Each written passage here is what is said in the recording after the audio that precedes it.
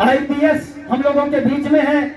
न्याय महाकाव्य आपने लिखा है, हर बच्चा बन सकता है जीनियस, और संविधान काव्य। तो मुझे वो बात याद आ गई कि सरल नहीं है कुछ भी लिखना, पूछो इन कलमकारों से, ये सब लोहा काट रहे हैं कागज की तलवारों से, कागज की तलवारों से। वैचारिक क्रांति बहुत बड़ी क्रांति है। तो आप दोनों सर भारत के दिल्ली सरकार में, दिल्ली पुलिस में सर जो है डीजीपी रहे हैं और पिछले वर्ष ही रिटायर्ड हुए हैं।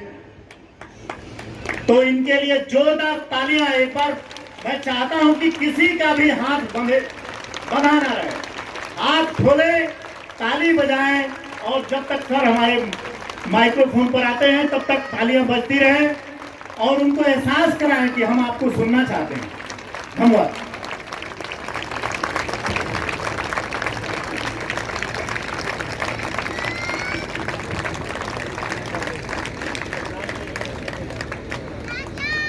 नमो बुद्धाय। जय सम्राट अशोक, जय संविधान।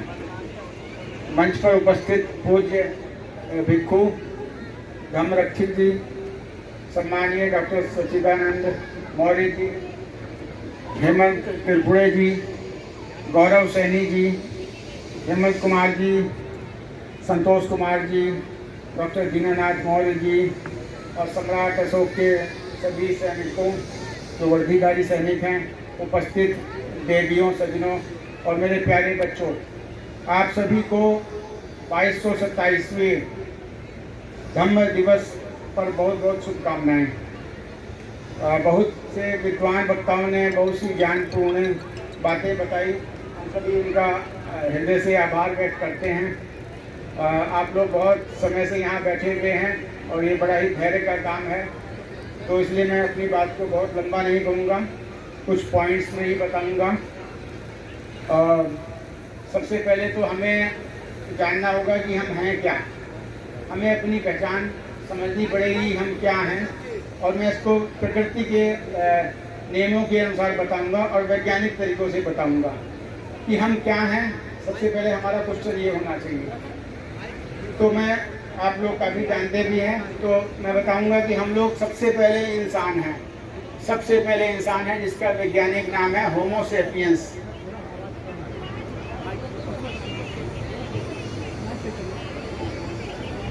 हम लोग होमो सेपियंस हैं, यानी कि इंसान। और इंसान बेसिक चीज़ है जो सदियों से इसका विकास हुआ है। जैसा कि आप लोग काफ़ी कुछ लोग जानते होंगे जिन्होंने साइंस पढ़ी है कि हम लोगों का विकास एक बहुत ही छोटे जीव से हुआ है, कोशिका से हुआ है, और ये अरबों सालों में हम लोग बन के आए हैं। हमारे पीछे पूर्वज क्या रहे हैं, बहुत चार पैरों के जानवर भी रहे हैं, बंदर भी रहे हैं, बहुत लोग रहे हैं, और हमारा विकास यहाँ तक हुआ है। तो आज जो भी स्थिति है आप समझ लीजिए कि हम लोग आगे ही बढ़ते जाएंगे, कभी पीछे नहीं आएंगे। कैसा भी समय आ जाए, जैसे कि आदमी दोबारा बंदर नहीं बन सकता, उसी तरह से हम लोग पीछे युग में नहीं जा सकते। हमें आगे बढ़ना है, विकसित होते रहना है। और अब हम इंसान हैं, तो मैं थोड़ा सा ब्रीफ हिस्ट्री बता देता हूँ कि इंसान कैसे बने। इंसानों का सबसे पहला जो जन्म हुआ अफ्रीका में हुआ, जो होमो सेपियंस थे, वहाँ से वो पूरे दुनिया में जगह जगह फैले, और कोई इसमें जाति धर्म कुछ नहीं था, ठीक है।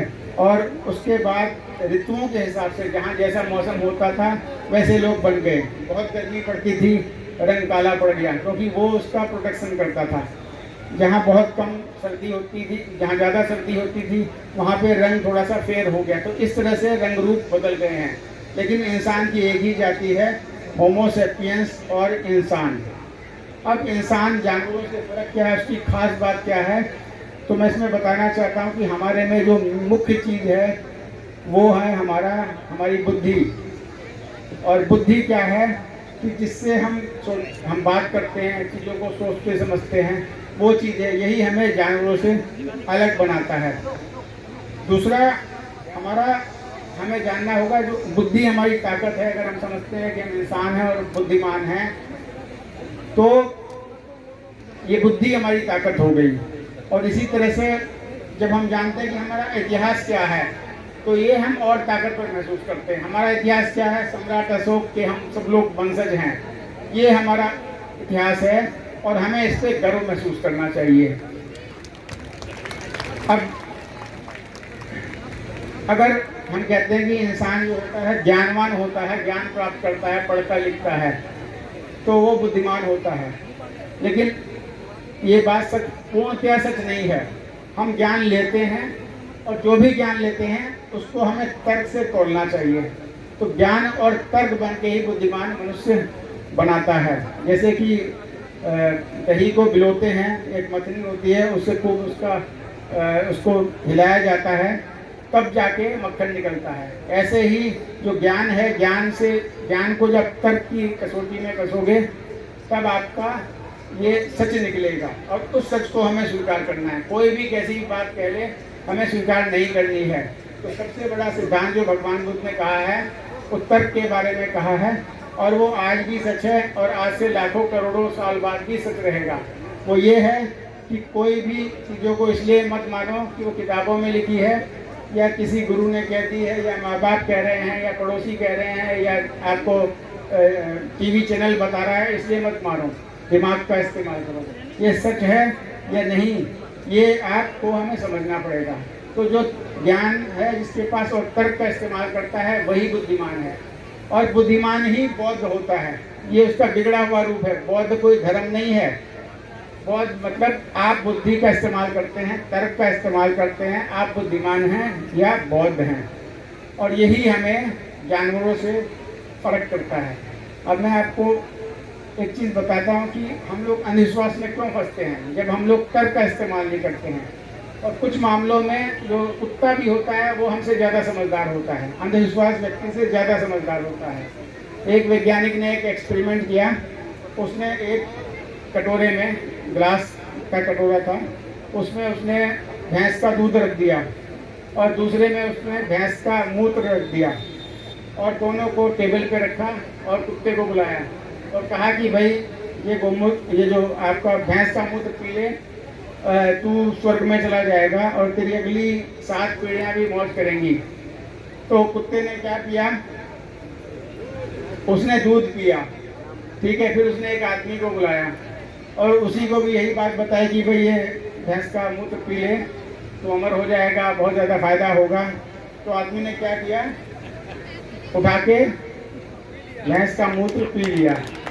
तो मोटी मोटी बात है कि इसको हमें समझना है। अगर ये बात हमें समझ गए तो हमें कोई पिछाड़ नहीं सकता, ठीक है। और ऐसे ही हम लोग जैसे हमारी सबसे बड़ी कमजोरी क्या है? मैंने बता दिया कि हम इंसान हैं और इंसान लोगों से क्यों फर्क है, क्योंकि बुद्धि है और तर्क है। अब बात है कि हमारी सबसे बड़ी कमजोरी क्या है? वो है डर, ठीक है। डर के मारे हम लोग ये करते हैं, वो करते हैं, किसी को पैसा दे देते हैं, कुछ करते हैं। वो डर क्यों है? वो डर अज्ञान के कारण है। लेकिन पहले की बात अलग थी कि आदमी डरता था क्योंकि ज्ञान नहीं था, विज्ञान नहीं था। अब ज्ञान विज्ञान है तो हमें डरने की जरूरत नहीं है। पहले कहा जाता था कि ये चंद्रमा है, इसका ग्रहण हो जाता है, बहुत बुरा हो जाता है और निकलना नहीं चाहिए, देखना नहीं चाहिए, बहुत सारी चीज़ें बताई जाती हैं। लेकिन अब पता चला ये तो पृथ्वी की तरह एक ग्रह है, पृथ्वी का एक टुकड़ा ही है जो कि पृथ्वी के चक्कर लगाता है। तो लोग इसको नहीं मानते हैं। जो अभी भी इसको भगवान समझते हैं वो डरते हैं। ये चंद्रमा है, ये ग्रह हैं, ये बहुत सारी चीज़ें हैं, तो वो हमें इसको खत्म करना है। तो डर हमारा ज्ञान से और विज्ञान से खत्म हो जाता है। तो डर हमें दूर करना है, वो आपका विज्ञान से ही हो गया। अज्ञानता से डर होता है, पूरा ज्ञान नहीं है। तो इस अज्ञानता के बारे में बताना चाहता हूँ कि हमें जब जैसे जैसे हमारा ज्ञान बढ़ता है तो हम शक्तिशाली बनने लगते हैं, हमारा डर अपने आप दूर हो जाता है। तो मैं जो किताबें का इन्होंने वर्णन किया है, मैंने कुछ किताबें लिखी हैं, जैसे कि हर बच्चा बन सकता है जीनियस। मेरा मानना है कि बच्चे में प्राकृतिक रूप से सभी क्वालिटीज़ होती हैं। अब आप अपने आप को इंसान मानते हैं तो ये समझ लीजिए किसी भी इंसान के एक आँख नहीं होती या एक हाथ नहीं होता, सबके 2 आँखें 2 हाथ, बराबर बुद्धि होती है। ऐसे ही बच्चों में है, कोई भी जाति धर्म या किसी रेस से ऊपर नहीं होता, सब बराबर होते हैं बचपन में। एटमॉस्फेयर और ज्ञान से फर्क आता है। तो बच्चों में जो हम लोग अगर उनको ढंग से परवरिश करें तो बच्चे अच्छी तरह हो सकते हैं। वो किताब है मेरे पास, PDF में है, अगर कोई इच्छुक होगा तो बाद में उसको मैं फ़ोन पर दे दूँगा। उसमें मैंने एक खास बात लिखी है, जैसे कि कहा कि अहिंसा और हिंसा, वो यहाँ से भी एक्सप्लेन हो जाती है कि अहिंसा जो है, जब भी कोई माँ बाप बच्चे को देखता है और बच्चा कोई गलती कर रहा है तो उसको कहता है ऐसे मत कर, ऐसे तुमने क्यों किया, और उसको फिर पीटने लग जाता है। तो ये हिंसा है। और हिंसा इसलिए है क्योंकि वो आदमी बच्चे को समझा नहीं पा रहा है। बच्चा ऐसा नहीं कि मानेगा नहीं, आपको समझाने का तरीका आना चाहिए। तरफ से आप समझाएंगे तो बच्चा समझ जाएगा। तो वही चीज़ है कि हिंसा आदमी में जब आती है जब उसके तर्क खत्म हो जाते हैं, जब ज्ञान खत्म हो जाए तो कुछ बोल नहीं पाता तो बड़बड़ाने लगता है, गाली बकने लगता है। आपने जीवन में बहुत देखा होगा, आप किसी से तर्क करो और उसको कुछ नहीं समझ में आ रहा है तो कहेगा मेरा अपमान कर दिया, अरे मुझे बेइज्जती कर दी, ये है वो है। इस तरह की चीज़ें होती हैं। तो ये सारी चीज़ें इस किताब में समझाई गई हैं। दूसरी किताब मैंने जो ज्ञान की ही बात है, जैसा कि सब लोगों ने बताया कि संविधान सबसे ताकतवर है, लेकिन हमें संविधान को जानना चाहिए। संविधान काफ़ी जटिल है, तो मैंने संविधान को कविता के रूप में लिखा है, उसकी दोहों के रूप में लिखा है, और वो 238 पदों में है, आसानी से समझ में आ जाता है। उसका भी मैं PDF अवेलेबल है, मैं दे सकता हूँ। और तीसरी बुक मैंने जो लिखी है न्याय महाकाव्य, ये किताब जो है कानून से संबंधित है। IPC CRPC जैसे हम जानते थे कि धाराएं लग जाती हैं, 302 की धारा, 420 की धारा, ये बहुत ही आसानी से इसमें समझाई गई हैं। तो मैं दो आपको किताब पढ़ता हूँ कि इसमें चित्र भी हैं कि जैसे कोई किसी को धमकी देकर यदि अनुचित काम कराए, धमकी सीधी हो या अपरोक्ष 2 साल की जेल में जाए। फिर ये है, इसमें चित्र भी दिए हुए हैं। इसमें है कि सुपारी, फिरौती, डकैती, ड्रग्स, आर्थिक, साइबर आदि अपराध जिसमें एक से ज़्यादा लोग लिप्त हों कहलाए संगठित अपराध। तो ये चीज़ें 2 लाइन में आपको पूरा कानून समझा देंगे। नहीं तो कानून समझने के लिए आपको LLB और काफ़ी यूनिवर्सिटी में जाना पड़ता है। तो ये चीज़ें पब्लिशर से हमने रिक्वेस्ट किया है, आपके यहाँ भी अवेलेबल हैं, यहाँ पे स्टॉल है, अवेलेबल है, यहाँ पर आप ले सकते हैं। इसके अलावा भी और किताब आ रही है न्याय सुपरफास्ट के नाम से, जिसमें इसमें और डिटेल में उदाहरणों के साथ और अपने कोर्ट केसेस के माध्यम से उसको बहुत ही सिंप्लीफाई करके रखा गया है। तो जो कानून के बारे में और पढ़ना चाहते हैं वो पढ़ सकते हैं। तो यही ज्ञान आपको ताकत देगा। अगर आपको ये इन चीज़ों का ज्ञान है, संविधान का ज्ञान है, तो कोई भी आपको नहीं कह सकता कि इस मकान को खाली करके चले जाओ।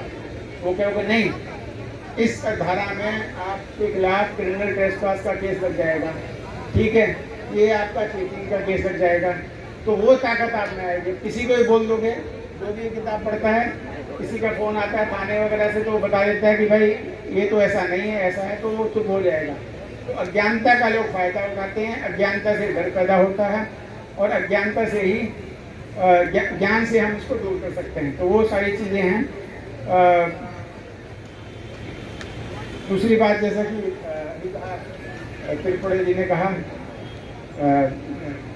कि जो हमारा अशोक ने एडमिनिस्ट्रेशन दिया है, तो मैं थोड़ा सा इसमें जोड़ रहा हूँ कि जो हमारा पंचशील वो हमारा IPC में भी है। हमारा जो BNS है, भारतीय न्याय संहिता, हमारे कानून में पंचशील को जगह दी गई है। वो पंचशील कैसे? चोरी ना करो, चोरी करोगे तो दंड मिलेगा, ठीक है, पाणाति पाता वेरमणि शिक्षा बदल समाधानी। जीव हत्या करोगे यानी कि पेड़ को भी आप काट दोगे तो फॉरेस्ट वाले आपको गिरफ्तार कर लेंगे, ठीक है। कामेषु मिथ्या, अगर आप किसी को छेड़खानी करोगे, बलात्कार करोगे, फिर जेल में जाओगे। शराब पी के दंगा करोगे तो भी जेल में जाओगे, ठीक है। और जुआ खेलोगे तो भी आप जेल में जाओगे। तो ये सारे पंचशील ऑलरेडी कानून में हैं। तो ये बौद्ध में देश वैसे ही है और हमें इसको समझने की जरूरत है केवल। तो चूंकि समय बहुत हो गया है, मैं 2 मिनट और लूँगा कि जो सम्राट अशोक ने अपने शासनकाल में जो चीज़ें बताई हैं उसको मैं ब्रीफ में बता देता हूँ। हमें थोड़ा बार बार समझने की जरूरत होती है। तो सबसे पहले अहिंसा और करुणा, नॉन वायलेंस और कंपैशन। अशोक ने सभी प्राणियों के प्रति अहिंसा और करुणा को अपनाने की वकालत की। कलिंग युद्ध के बाद जिसमें लाखों लोग मारे गए, उन्होंने हिंसा त्याग दी और प्राणियों की रक्षा पर जोर दिया। उन्होंने पशु बलि पर भी प्रतिबंध लगाया और शाकाहारी भोजन को बढ़ावा दिया। फिर सदाचार और नैतिकता, मॉरल कंडक्ट और एथिक्स, उन्होंने धर्म को जीवन का आधार बनाया, जिसमें सत्य, ईमानदारी और न्याय व्यवहार शामिल हैं। उन्होंने लोगों से माता पिता, गुरुओं और बुजुर्गों का सम्मान करने के लिए कहा। फिर सामाजिक समरसता और सहिष्णुता, सोशल हार्मनी और टॉलरेंस। सम्राट अशोक ने सभी धर्मों और संप्रदायों के बीच में सहिष्णुता और सम्मान को बढ़ावा दिया। उन्होंने कहा कि किसी भी धर्म की निंदा नहीं करनी चाहिए, तो हम किसी भी लोगों को या धर्म को गाली देने के बजाय अपना काम करें, अपनी चीज़ों को बढ़ाएं। पर्यावरण और कल्याण, एनवायरनमेंट और सोशल वेलफेयर। सम्राट अशोक ने पर्यावरण संरक्षण और जन कल्याण को प्राथमिकता दी। उन्होंने वृक्षारोपण, कुएं और विश्राम गृह बनवाए, साथ ही गरीबों और बीमारों के लिए चिकित्सा सुविधा शुरू करवाई। आत्म संयम और व्यक्तिगत सुधार। सम्राट अशोक ने अपनी इंद्रियों पर नियंत्रण और आत्म मूल्यांकन की सलाह दी। उन्होंने कहा, धर्म का पालन तभी संभव है जब व्यक्ति अपने क्रोध, अहंकार और लालच पर काबू पाए। तो इस प्रकार से सम्राट अशोक का धर्म बौद्ध धर्म से प्रेरित था और धर्मनिरपेक्षता सबके लिए थी। उनके शिलालेख आज इतिहास को मजबूत करते हैं, जिनको हमें पालन करना चाहिए, समझना चाहिए। तो यही सम्राट अशोक के शिक्षाएं हैं। अंत में मैं जो भी मेरी किताबों में इच्छुक है उसको मैं PDF भेज दूँगा। मेरा मोबाइल नंबर नोट कर सकता है 9868885588। मैं रिपीट करता हूँ 9868885588। तो आप मुझे फ़ोन करके ये मैसेज देके बता सकते हैं। इसके अलावा बच्चों के लिए मैंने 4 वीडियो बनाए हैं। जो भी बच्चा 10वीं 12वीं क्लास का है उनको पढ़ सकता है, मैं उनको ये वीडियो फ्री दे देता हूँ। तो उसमें काफ़ी उसका जो पूरा आत्म पर्सनालिटी चेंज हो जाएगी, उसका आत्म विकास होगा।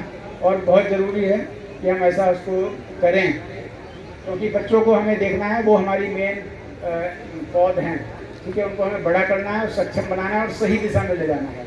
तो इसी के साथ सभी को धैर्यपूर्वक सुनने के लिए बहुत बहुत धन्यवाद। Thank you.